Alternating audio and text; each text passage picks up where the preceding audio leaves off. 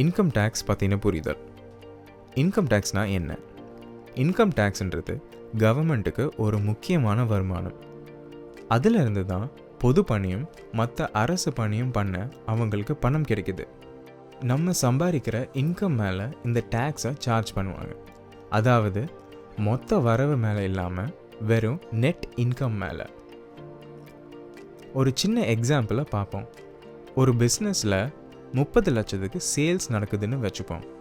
அதை செய்ய 27 லட்சம் செலவாயிருக்கு. இதில் நமக்கு 3 லட்சம் தான் லாபம். இந்த 3 லட்சத்து மேலே தான் டேக்ஸ் சார்ஜ் ஆகும்.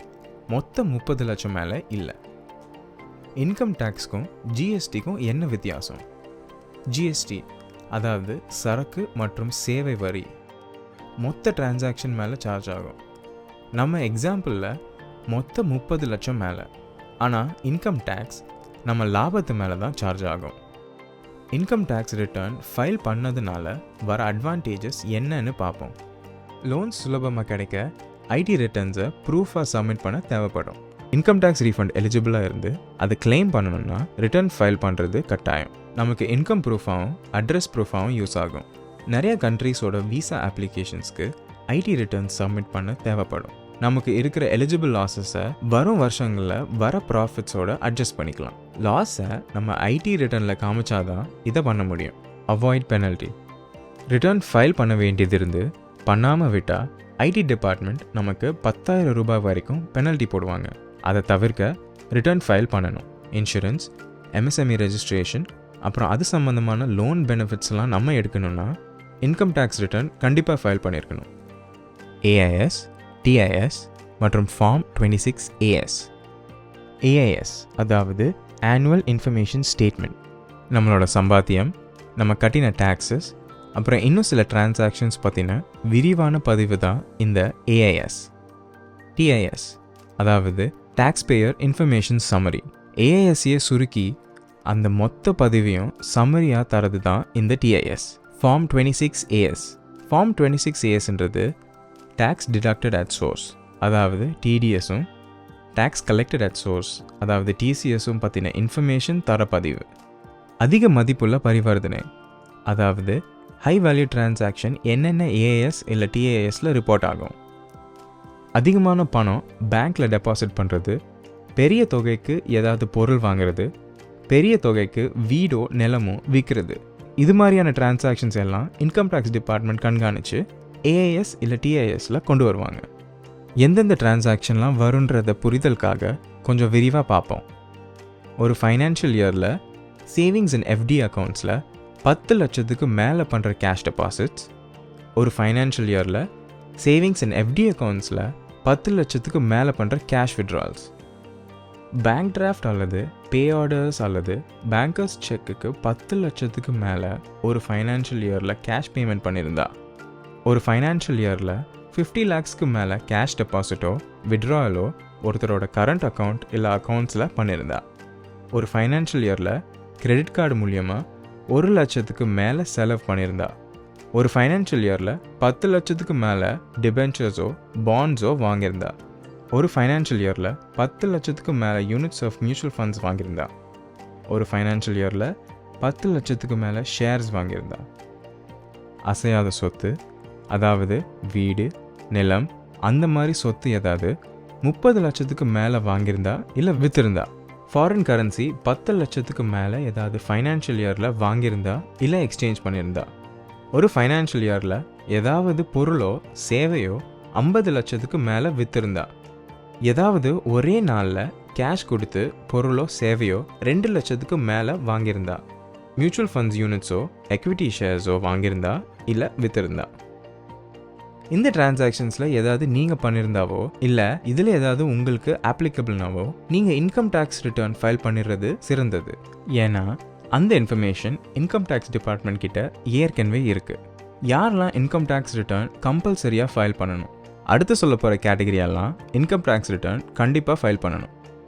உங்கள் இன்கம் பேசிக் எக்ஸம்ஷன் லிமிட்டை தாண்டிச்சுன்னா ஒவ்வொருத்தருக்கும் அவங்க வயசும் அவங்களோட இன்கமும் பொறுத்து அது வேறுபடும். இதில் கவனிக்க வேண்டியது என்னென்னா இன்கம் டேக்ஸ் லா படி நம்ம இன்கம் பொறுத்து தான் நம்ம ரிட்டர்ன் ஃபைல் பண்ணணுமா வேணாமான்னு தீர்வாகுது. டேக்ஸ் கட்டணுமா இல்லையான்றதை பொறுத்து இல்லை. ஆனால் இதை நம்மள பல பேர் தவறா டேக்ஸ் கட்ட வேண்டியதில்லையே, அப்போ இன்கம் டேக்ஸ் ரிட்டர்னும் ஃபைல் பண்ண தேவையில்லையேன்னு புரிஞ்சிருக்கோம். அது போக அடுத்த ஸ்க்ரீனில் தெரிகிற ஹை வேல்யூ டிரான்சாக்ஷன்ஸ் ஏதாவது பண்ணியிருந்தாலும் ரிட்டர்ன் ஃபைல் பண்ணணும். உங்கள் கரண்ட் அக்கௌண்ட் இல்லை அக்கௌண்ட்ஸில் டெபாசிட் பண்ணின பணம் 1 கோடிக்கு மேலே போச்சுன்னா, நீங்கள் வெளிநாட்டு பயணம் செஞ்சு அதில் 2 லட்சத்துக்கு மேலே செலவு பண்ணியிருந்தா, உங்கள் எலக்ட்ரிசிட்டி பில் 1 லட்சத்துக்கு மேலே இருக்குன்னா, நீங்கள் வெளிநாட்டில் பேங்க் அக்கௌண்ட்டோ கேபிட்டல் ஆசட்டோ இல்லை ஏதாவது என்டிட்டியில் பெனிஃபிஷரி இன்ட்ரெஸ்ட் வச்சுருந்தாவோ, இல்லை வெளிநாட்டு அக்கௌண்ட்டில் சைனிங் அத்தாரிட்டி அதாவது கையெழுத்து இடம் அதிகாரம் வச்சுருந்தா, உங்கள் தொழிலோட மொத்த வரவு அதாவது டர்ன் ஓவர் 60 lakhsக்கு மேலே இருந்தா, உங்களோட ப்ரொஃபஷன் டாக்டர் என்ஜினியர் போன்றவங்களோட மொத்த வரவு அதாவது டர்ன் ஓவர் 10 லட்சத்துக்கு மேலே இருந்தா, மொத்த டிடிஎஸோ இல்லை டிசிஎஸ் அமௌண்ட்டோ 25,000க்கு மேலே இருந்தா, இதே லிமிட் சீனியர் சிட்டிசனாக இருந்தால் 50,000க்கு இன்க்ரீஸ் ஆகிடும். சேவிங்ஸ் பேங்க்கில் மொத்தமாக 50 லட்சத்துக்கு மேலே ஒரு ஃபைனான்ஷியல் இயரில் டெபாசிட் பண்ணியிருந்தா, எந்த ஐடிஆர் ஃபார்ம் ஃபைல் பண்ணணும்? நமக்கு எந்த ITR form ITR 1 to ITR 7 ஆப்ளிகபிள்ன்றது நம்ம என்ன வருமானம் சம்பாதிக்கிறோம், நம்ம எந்த டேக்ஸ் பேயர் கேட்டகரி, நம்ம சொத்து மதிப்பு என்ன, நம்ம எந்த நாட்டில் வசிக்கிறோன்றதை எல்லாம் பொறுத்து முடிவாகும்.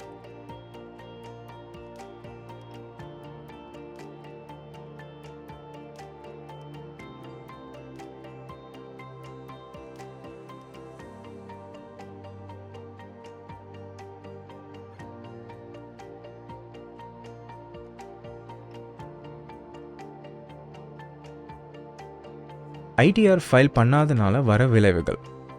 நிதி சம்பந்தமான விளைவு. ஐடிஆர் ஃபைல் பண்ண வேண்டியது இருந்து பண்ணாமல் விட்டால் 10,000 ரூபாய் வரைக்கும் பெனல்ட்டியும், கட்ட வேண்டிய டேக்ஸ்க்கு மேலே இன்ட்ரெஸ்ட்டும் சார்ஜ் பண்ணுவாங்க. Notices and assessments. Tax department return file பண்ண சொல்லி நோட்டீஸ் அனுப்புவாங்க. அதுக்கு நம்ம பதில் அனுப்பாமல் விட்டாலும் அவங்கக்கிட்ட இருக்கிற இன்ஃபர்மேஷன் வச்சு பெஸ்ட் ஜட்ஜ்மெண்ட் அசஸ்மெண்ட் செஞ்சு டேக்ஸ் லைபிலிட்டியை கணிப்பாங்க. Credit implications. லோனோ இல்லை மற்ற கடன் வாங்குறதுக்கான தகுதியும் ரிட்டர்ன் ஃபைல் பண்ணலைன்னா குறையும்.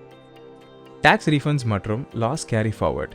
முன்னாடி சொன்ன மாதிரி ரிட்டர்ன் ஃபைல் பண்ணலைன்னா நம்மளால் எலிஜிபிளான லாஸோ இல்லை ரீஃபண்டோ எடுக்க முடியாது. இந்த பதிவு உங்களுக்கு தகவல்களை அளிப்பதற்காக பியாண்டோ குளோபல் சர்வீசஸ் செய்தது. பியாண்டோ குளோபல் சர்வீசஸ் உங்கள் டேக்ஸ் சம்பந்தமான கேள்விகள் மற்றும் சேவைகளுக்கான ஒரு சேவை மேடை. உங்களுக்கு டேக்ஸ் ஃபைலிங் சம்மந்தமான கேள்விகளோ இல்லை நீங்கள் இன்கம் டேக்ஸ் ரிட்டர்ன் ஃபைல் பண்ணணுமா வேணாமான்ற குழப்பம் இருந்தால் 8113813115 என்ற நம்பருக்கு வாட்ஸ்அப் பண்ணினா எங்கள் டீம் உங்கள் கேள்விக்கு சரியாக கைட் பண்ணுவாங்க. உங்கள் ஏஎஸ் மற்றும் டிஐஎஸ் டேட்டாவை உங்கள் மெயிலில் பெற எங்கள் வாட்ஸ்அப் எண்ணான +91 8113813115க்கு ஏஎஸ்ன்னு மெசேஜ் அனுப்புங்க. எங்கள் குழு உங்களோடு இணைந்து தேவையான சேவையை செய்யும்.